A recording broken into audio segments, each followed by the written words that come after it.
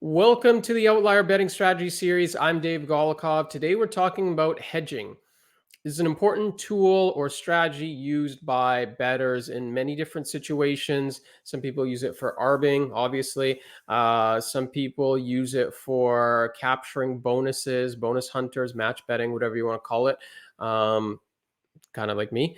And then other people use it for various other reasons. Maybe you made a bad bet and you want to hedge out of it. So let's take a look at hedging and talk about some of the biggest mistakes that people make with hedging. I think the general assumption before we fully dive in here, I would say, is that people think that, okay, you have bet A, and as long as you have some money on the other side on bet B, you're kind of okay. I'm going to show you that there's actually some mistakes that you can make with this, and you got to be careful. First and most common mistake with hedging is that people, have human error that comes into play, right? So you've got a hedge calculator out, and you have team A and you're looking to hedge team B, and you mistype something. In other words, you mistype the odds, you mistype the bet amount, you hit an extra zero, you hit plus 184 instead of plus 185, something along those lines. Doesn't that's bad. That's essentially one of the few ways that you lose with hedging. And you really have to take that extra second to make sure that the math is lining up properly. I see this all the time with people trying to hedge or catch an arb with live betting. Everything moves really fast, and I know that you have to be fast to make a profit with hedge, arbing live bets. But come up with a strategy where you're double checking your work or super accurate on your first shot, so that you're not making those mistakes. Human error is the key. Next thing is knowing the outcomes, right? Hedging sounds good, but remember, you have to make sure that you are fully covered on the other side. Otherwise, that's not a proper hedge. And I see this all the time. I'll give you a good example is here's soccer, for example, right? Know the outcomes. Because if you don't know the outcomes, then you could be exposed not to a hedge, but to a double loss. Simple example, betting a team to win here, right? This is a three-way market. So you can't just bet Manchester United and then have Fulham on the other side and think that you're covered, right? It doesn't work like that. And if you want to do this and then this and then this, then you need a three-way calculator, and you're creating all sorts of messy situations. You're the best hedge, pretty much the only hedge that, well, not only, but you can hedge, some with three-way things, some, bigger situations, but the vast majority should be a two-way hedge. Outcome one or outcome two. So here, if you want to hedge Manchester United, really what you want on the other side is double chance, right? So you've got Fulham and draw.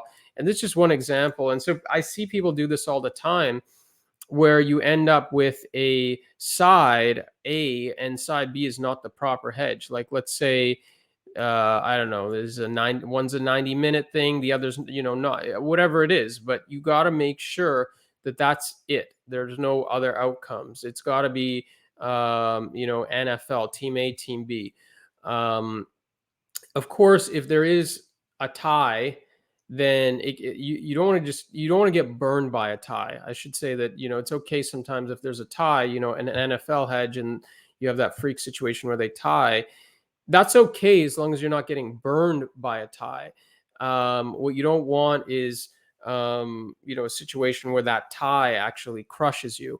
And so when you're doing things, especially going off the cuff, boxing maybe from time to time, tennis is another one where you see people mix some things up. Be very careful with your hedges. I see super boosts nowadays with esports at a sports book, and somebody tries to go and hedge on the other side. Make sure that you know what you're betting on. Is it first kill? Is it map? Is it, the match overall? Is there any other situations possible? Make sure you know whether it's esports or anything else, because that's where things get screwed up. I mentioned the calculators hedge calculators. This is just one that I use. This is where human error comes into play, right? You've got, this is your bet. This is odds from bet one. This is odds from bet two. You calculate the hedge. So, okay, in this situation, you win $5 either way. But now, let's say the odds are actually 130, and you put in 120. Well, that changes things, right? You would have to bet 58 on side B in the real case. But if it's, I guess I'm confusing things. If the odds are actually plus 130 and you put plus 120 in the calculator, you're going to bet $55 on side two instead of 58, as you see here. So this is where human error becomes a factor. You could also mess this up. Let's say you do 40 by accident instead. So this is the human error side of it where things get wonky. Going back to the proper hedge, also make sure that you know the sportsbook rules, right? So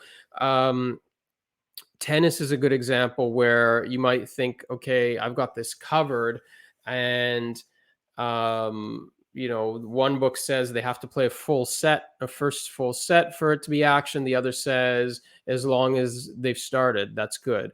Or sometimes with like the player props, some books say the player just has to start. Some books say the player has to play a certain amount of whatever minutes or be in the starting lineup, or I don't know. I'm drawing a blank, but you know what I mean. There's different situations. Like in soccer, if a guy, some books say, let's say you bet a goal prop, you bet a guy to score a goal at one book, and then you hedge him not to score a goal at the other book, maybe because you have a profit boost of some sort. One book might say, okay, he started, so this bet is action. The other book might say, or sorry, I'm getting that confused. Let's say the guy comes off the bench. So you have him to score a goal. One book says that he has to start. So that's not action. But at the other book, it will be action because the other book might say he just has to play. So I think you get what I'm saying, is that you leave yourself exposed in these situations if you don't know the rules. So if you are going to go into the player props markets for hedging, trying to capture a little bonus or something like that, make sure that you know the rules. Similarly, but a little different, a lot of people try to hedge parlays where you see, they're trying to narrow down some of the angles. So you're like, that's a lot of that's asking for trouble unless you know what you're doing. Hedging parlays, to me, where I see it makes a lot of sense, is if you have two selections and selection A wins and selection B is later, and you want to hedge that off to make a profit, you can do that. That becomes pretty easy because then you only have one set of odds for one outcome for the second leg of the parlay, and then you're just hedging on the other side. But when you see people doing like a 3-leg parlay, a 4-leg parlay, and trying to hedge it off in some way, I don't know what they're up to in those situations. It just looks like trouble, and you end up leaving yourself exposed in many ways. So that's about it for this video on hedging. Hopefully you found this helpful.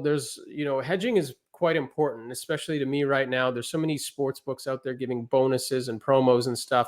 A lot of people like to gamble those bonuses. For me, I just like to hedge, guarantee myself a profit.